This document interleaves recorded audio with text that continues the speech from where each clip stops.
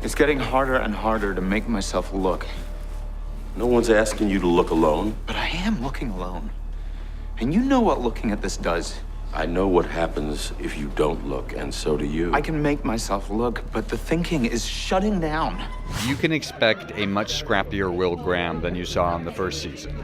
The situation we left it in is not just Will being in jail. I think of all the other characters and the relationships between Will and Jack, Will and Alana, and of course Will and Hannibal, have all been broken or turned around on their head. And there's so much rich stuff there to explore in the process of the natural process that would occur here. Well, he's getting treatment in the mental hospital. So what kind of treatment and who's treating him is also a lot of fun, because you have Chilton, who will be healed with his colonoscopy bag, of course, trailing behind him. Episodes will go, poor Will. And it's not so much poor Will, he will fight back, but he's still going to be manipulated by whoever can manipulate him. We ended Will Graham in a very interesting place where he realized that he was being manipulated over the course of the first season, and now that he's hit rock bottom, he's going to come up swinging. Will's going to be fighting. Will is not going to give up easy, but because Hannibal is out, he's still the grand puppet master. And that's what's so exciting to watch, is how he will continue to manipulate the situations. Will's imagination isn't just vivid when he's fevered. Now that he's well, his imagination is incredibly vivid, and there's some incredibly interesting things in the first episode, so I'm happy about that. Will Graham remembers. That's all I'll say.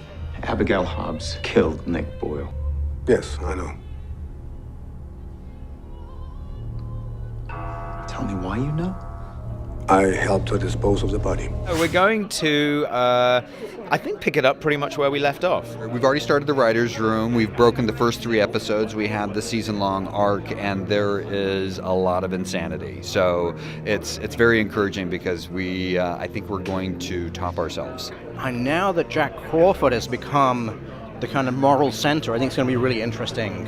And he really went from being the moral center to kind of taking it into his own hands by the end of the season. He feels remorse. I think he feels regret. I think he's going to be shaken from the moral high ground in the second season. We're very fortunate to have great guest stars that have agreed to come back, as well as new ones that we will introduce.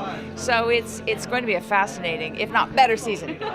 With the patient awake, reminds me there's a real person here entrusting me with their life rather than a lump of meat that I'm about to reorganize. I'm playing a guy who specializes in tracking down and hunting serial killers, so that's the world we're in.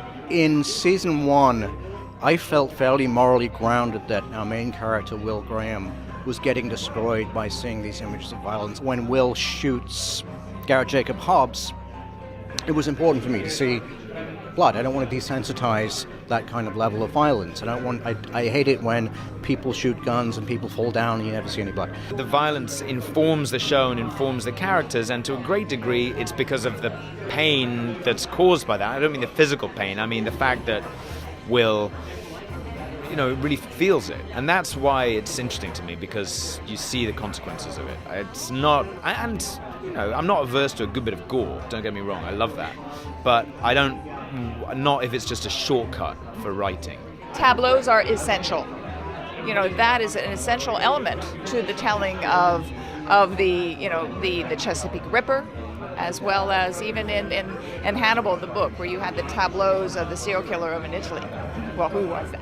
Anyway, so it's essential that we have that element, the audaciousness of the cases that they look into. Nothing that you've seen before on television. That's kind of the mandate. One of us killed Abigail. Whoever that was killed the others.